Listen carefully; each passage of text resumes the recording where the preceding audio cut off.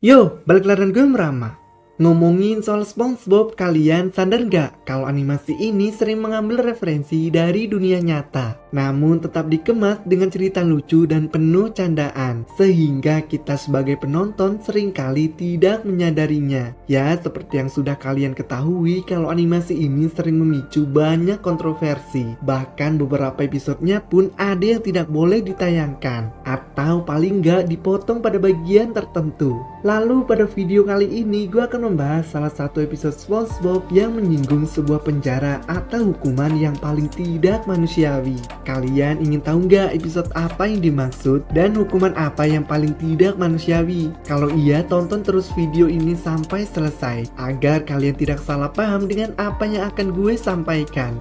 Tapi jangan lupa untuk klik subscribe dan like video ini supaya gue tambah semangat buat terus upload video untuk kalian. Doing Time. Episode SpongeBob yang akan gue bahas kali ini adalah episode yang berjudul Doing Time. Salah satu episode SpongeBob yang memiliki kemiripan dengan sebuah hukuman yang paling tidak manusiawi dalam dunia nyata. Hukuman ini ialah siksaan ruangan putih atau lebih dikenal dengan Wet Torture Room. Lalu apa saja dan dimana sajakah kemiripan antara episode Doing Time dengan siksaan ruangan putih?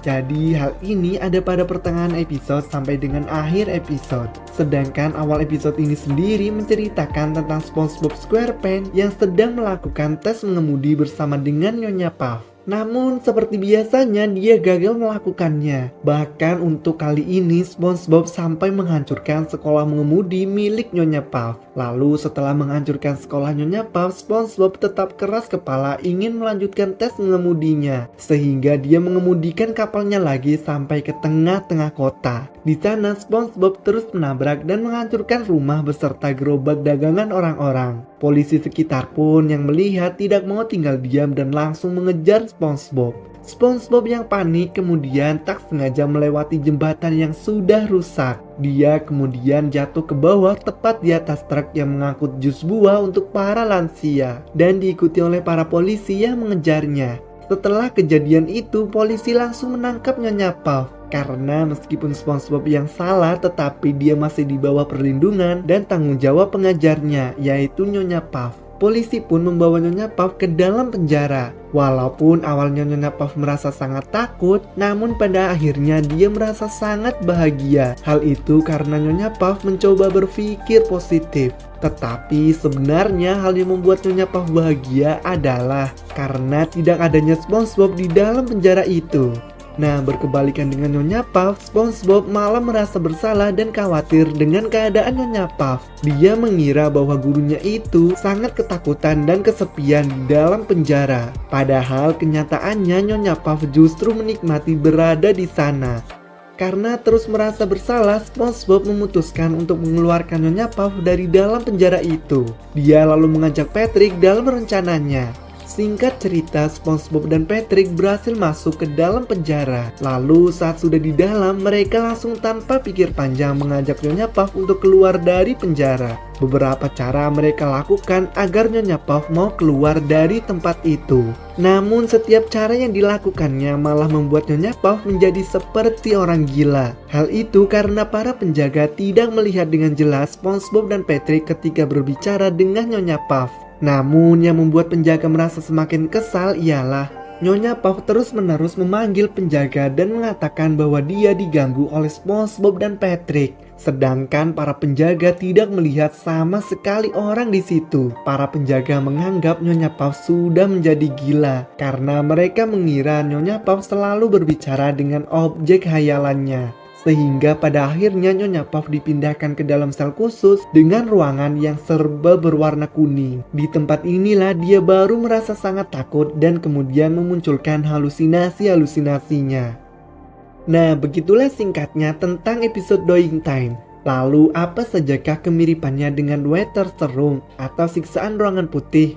Tapi sebelumnya kalian sudah tahu belum apa itu siksaan ruangan putih? Kalau belum tahu, gue jelasin sedikit tentang hal itu. Jadi penyiksaan ini adalah salah satu bentuk penyiksaan psikologis yang berkaitan dengan isolasi total dan perampasan sensorik dari para tahanan. Jadi semua yang ada di ruangan ini termasuk pakaian, tempat tidur, bahkan makanan semuanya serba berwarna putih. Ditambah lagi di dalam ataupun di sekitar ruangan tidak ada suara sama sekali selain suara yang dibuat oleh tahanan itu sendiri. Kalian pastinya bisa bayangin dong betapa sunyinya di dalam ruangan itu.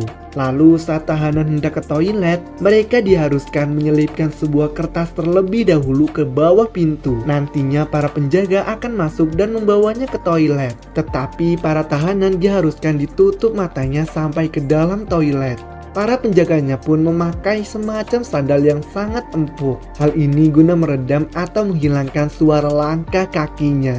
Meskipun penjara ruangan putih ini tidak ada hubungannya dengan siksaan fisik, tetapi nyatanya penjara ini lebih mengerikan dari sekedar rasa sakit. Tujuan dari hukuman ini adalah untuk menanamkan rasa takut pada para tahanan. Meskipun ternyata hasilnya jauh lebih berbahaya dari sekedar rasa takut, yang mana para tahanan akan sering mengalami halusinasi secara terus-menerus, sampai perlahan-lahan otak mereka akan kehilangan kemampuannya. Dampak atau akibat yang akan terjadi adalah hilangnya kemampuan untuk mengingat identitas sendiri-sendiri. Selain itu, tahanan juga akan mengalami ketakutan dan trauma yang berlebihan terhadap sesuatu yang berwarna putih. Mereka juga cenderung kehilangan kemampuan untuk mengenali orang-orang. Bahkan mereka juga susah untuk mengenali kedua orang tuanya. Tahanan yang sudah pernah berada di dalam ruangan ini, walaupun hanya beberapa bulan, umumnya sudah tidak akan bisa menjadi normal kembali secara psikologis. Lalu, apa hubungannya semua itu dengan episode Doing Time?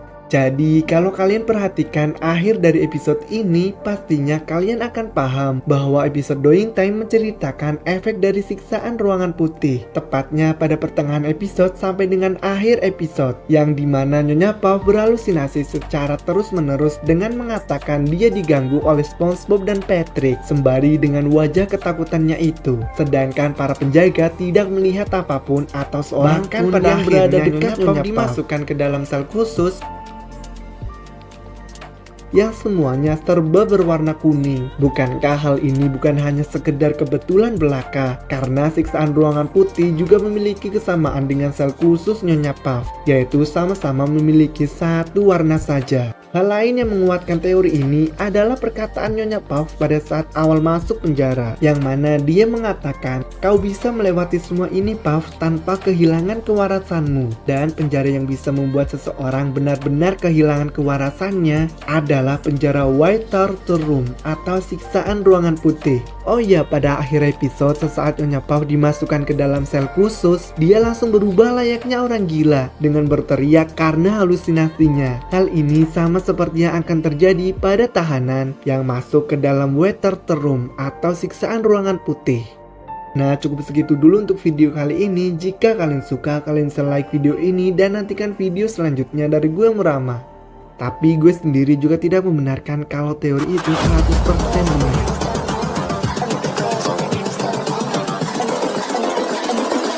I think the girls with their nails done now.